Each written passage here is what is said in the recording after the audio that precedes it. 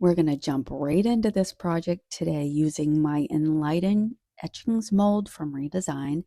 I've got my cornstarch and some Das air dry clay here, and I'm going to start by dusting my mold, and I'm warming the clay up in my hands a bit and rolling it into a long log shape, and then I'm going to press it just a little bit flat so it's easier to fit in the mold. And then from there, I press it into my mold, just using my thumbs, removing the excess and making sure everything is pressed in really well. I try to keep everything as even as I can. I pulled out my little spatula. I see other creators use this with no trouble at all. And every now and again, I try it again, but I just can't seem to make it work for me. So I go back to what I know, dusting my backing sheet with a little cornstarch, flexing the mold and releasing the casting and just gently rolling it back so it comes out smoothly. This beautiful fiber paper is by Redesign. It's such a nice, durable paper. I'm going to adhere it to this round sign that I picked up at Hobby Lobby, which I already had painted the color Snow White by Waverly. I thought I was going to use liquid patina, but nope, I grabbed some good old Mod Podge instead. I'm brushing that right onto the surface, and I'm going to press my fiber paper right down into it. One of my favorite things about this paper is it's double-sided, so flipping it over changes the orientation. Your angel can face the opposite direction and the tree shifts with it. And because it's so thick and sturdy, you don't have to worry about it tearing the way you would rice paper. It doesn't wrinkle, it just absorbs the Mod Podge beautifully, and the colors stay so vibrant. I'm going to take you through each step and you'll see I make a few changes along the way, but that's just how it goes. Things evolve as you work, and I think that's part of the fun. So as you can see here, I added another thick layer of Mod Podge, and I'm going to take a little bit of plastic wrap and just kind of smooth things out and then go over it again with my fan brush.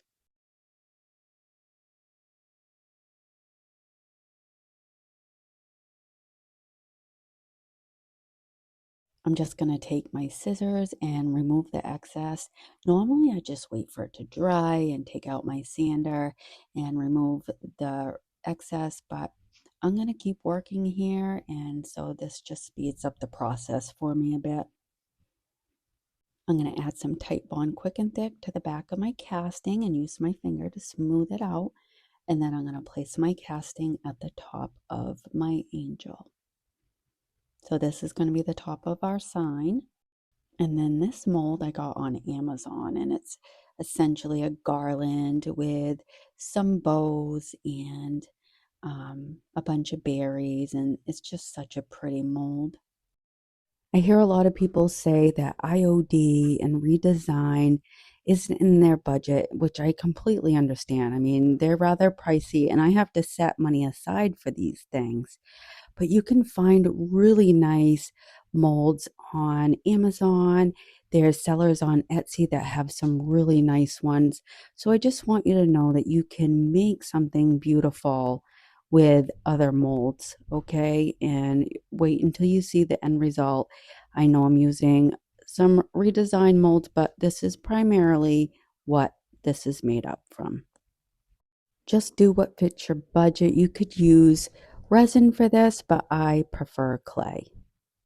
One of the things I love so much about clay is that it's so forgiving, and you can move it around even after you glue it down. You still have some leeway there to move things around. You can cast one particular design that you see in the mold, or you can do partial castings.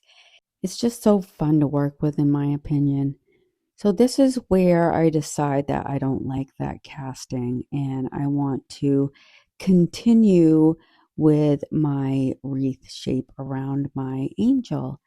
I'm going to continue to cast several of these, just arranging them into a shape of a wreath.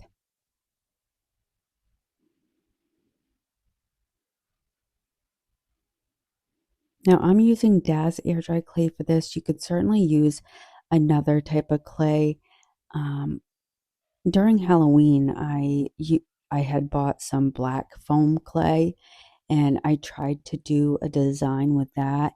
I will say if you use foam clay in your mold, it will not come at first when you take it out, it looks okay, but then the image starts to just become distorted. Foam clay kind of expands, and so it's not good for something like this. But then I take my snowflake mold and begin casting some of these snowflakes in different sizes. Somehow I missed me casting that bow there along the bottom, but I had cast a few of those. And as I'm placing my snowflakes, I'm not really liking how the top is looking. So I start rearranging and then cutting. And coming up here close is when my son called me and I lost a bit of footage here. You'll see where I end up going with this. I keep trimming and placing more snowflakes. And I cast this other bigger bow and I want to place that along the bottom. And then some of the smaller designs from the wreath mold along the bottom as well.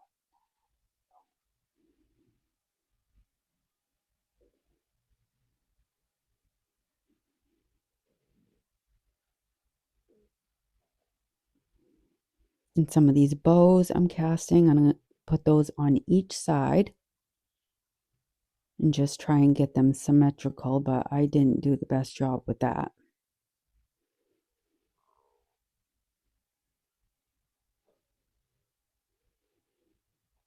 And so I'm just layering more snowflakes, and this is what it looks like. Like I said, my son called and it messed up my video, but this is where we're at right now.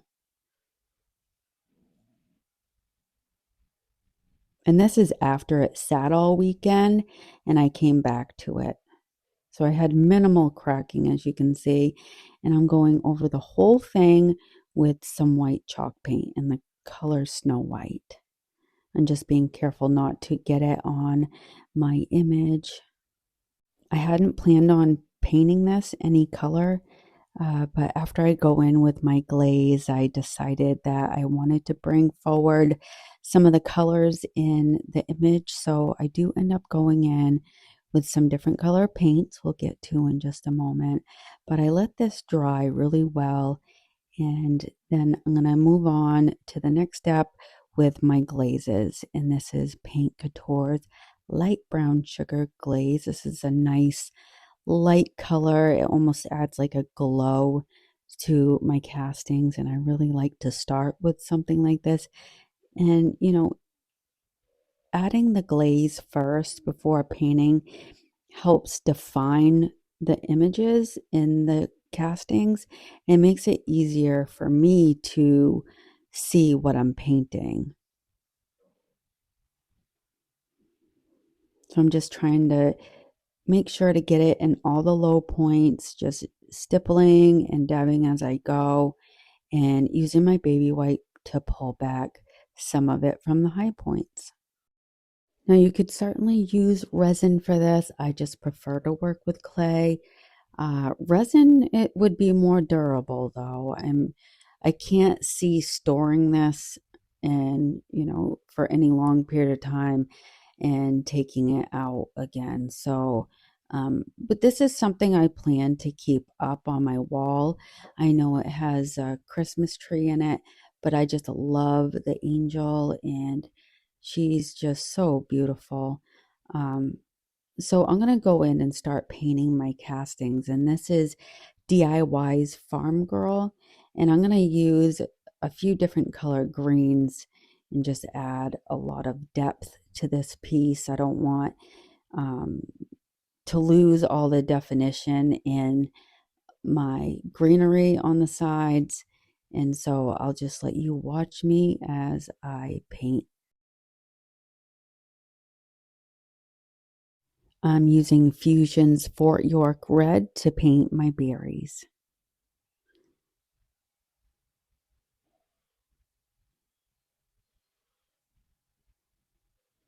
There's a beautiful ribbon that runs through these castings, and I'm painting them with my bronze metallic paint by Paint Couture.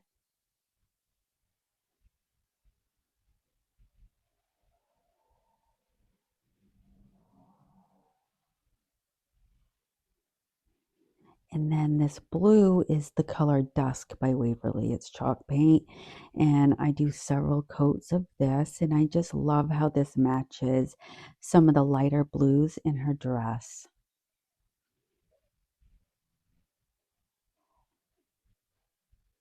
This next color is Salty Kiss by DIY.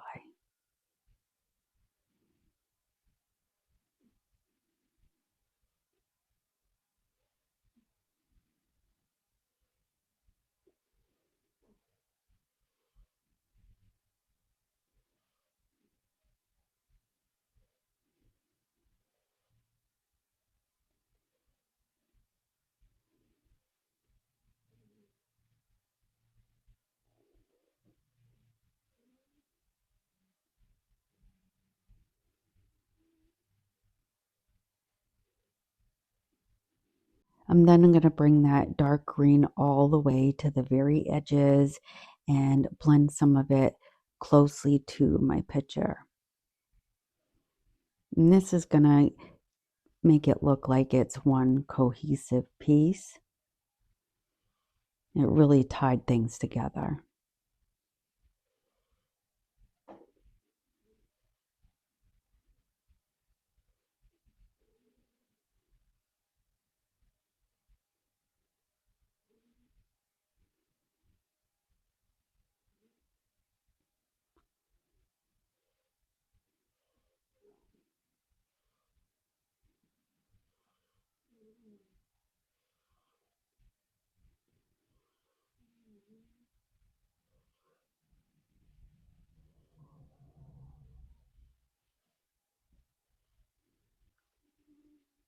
And then doing a second coat of my bronze metallic paint. I essentially give everything a few coats.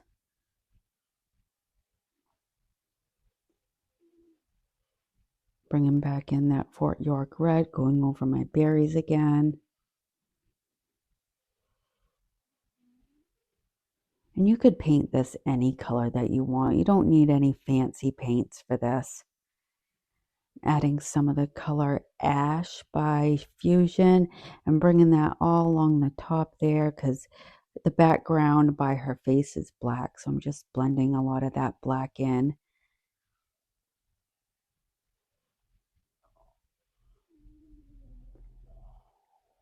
And now it looks like the fiber paper took up the entire round.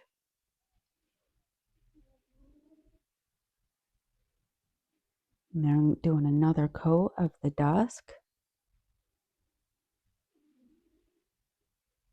My bow on the bottom there is a little off center, but I'm not overly worried about that. I just think anything that I make with clay comes out beautifully, even if things aren't exactly symmetrical.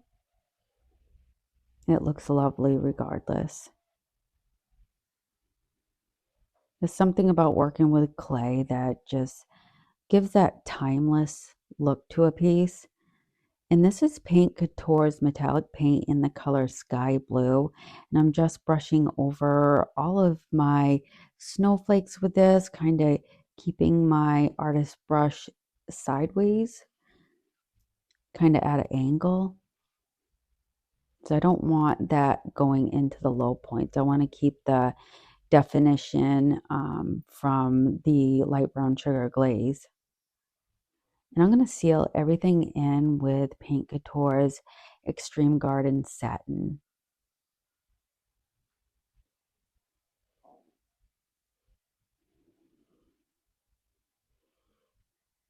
Now, the reason why I did that is because I wanted to go in with this Van Dyke Brown glaze, And this really brings forward all the beautiful colors and gets into those low points where some of the definition got lost with the paint.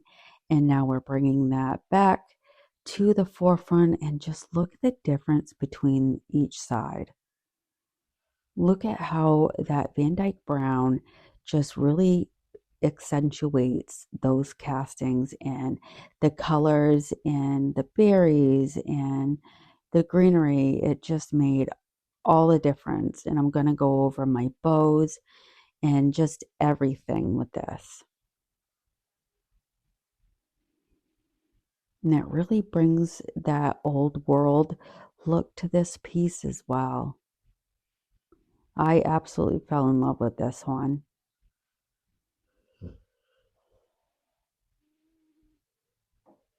And just wiping back as much as I want with a baby wipe.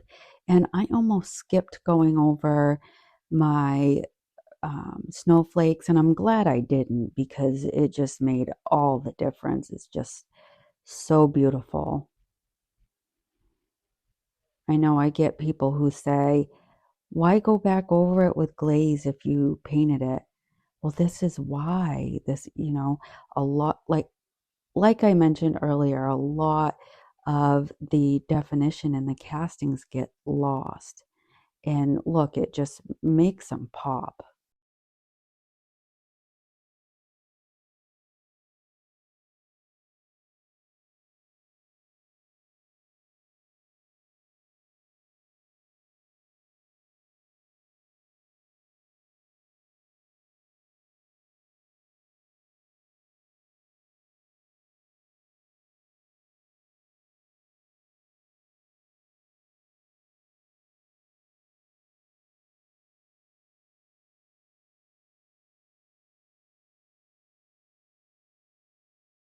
I'm going back in with more of my sky blue metallic paint.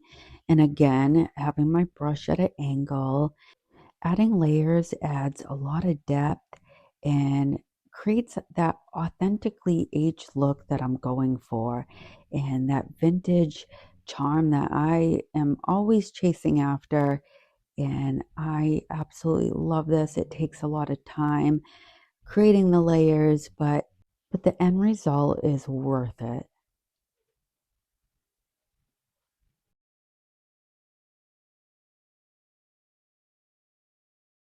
I'm just going to go over my greenery and just kind of dry brush over them.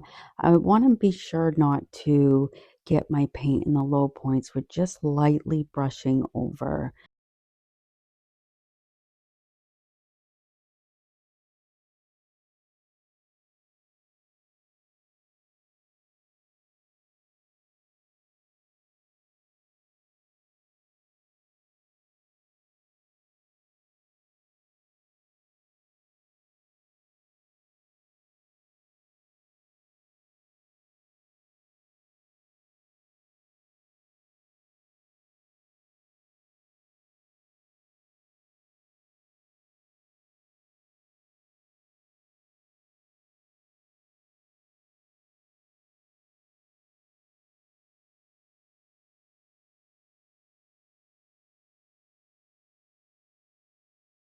And I didn't know there was a little bit of ribbon here that I missed.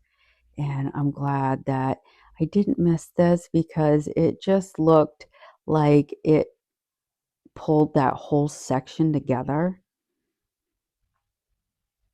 See, look at how nice that looks.